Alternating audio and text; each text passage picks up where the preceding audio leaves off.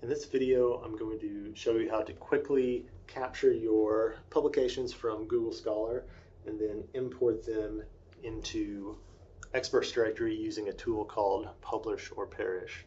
So before we get started, please remember that we have created some support documentation at info.library.okstate.edu/experts, which is what you see here. You can go here to find answers to any questions you may have, start support tickets, and so on. So first of all, I want to take a look at my Google Scholar profile. I've got a decent amount of my research publications covered here. Not necessarily everything, but it's good representation. I have ways to export it directly from Google Scholar, but as I mentioned, I want to use a resource.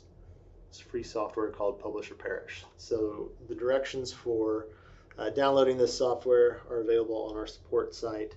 So I won't get into that detail here, but once I have it open, I see that I have a number of available data sources, and I'm going to select Google Scholar Profile. And then I'll click Find a Profile. I've added my name already and searched, and I can see two results. One of them is me, one of them is not. I can select the appropriate individuals, hit OK, and this tool pulls in the publications from Google Scholar. From here, I can then elect to save results, certain file types, and file types that are compatible with Experts Directory are BibTeX and this RIS file. I'm just going to save this as a BibTeX, and then once I've saved that,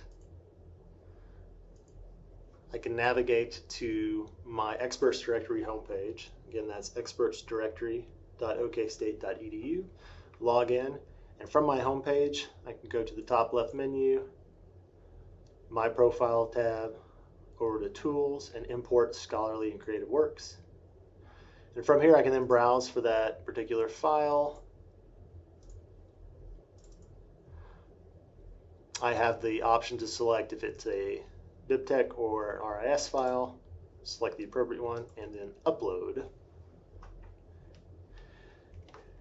Now, in this case, it says it's found a total of 17 records that can be imported, 8 new records, 2 records that match to publications without existing records, and then 7 that are matched to publications with existing manual records. So the important point here is that you do not want to import publications that are already existing in the system. So you'll want to go through here and just double check relationships, titles, the accuracy of everything. And then when you come down to existing publications, you want to select Do Not Import. So this is important.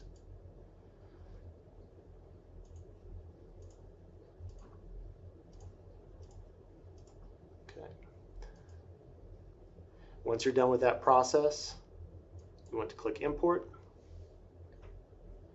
You'll get a notification that those have been imported, and then you'll be able to go to your scholarly and creative works page and see those items here. You'll be able to enter these records, edit them, add relationships, co-authors, and other additional metadata here, should you so choose. And then one last reminder that you can find support at info.library.okstate.edu/experts. Just let us know if you have any questions. Thank you.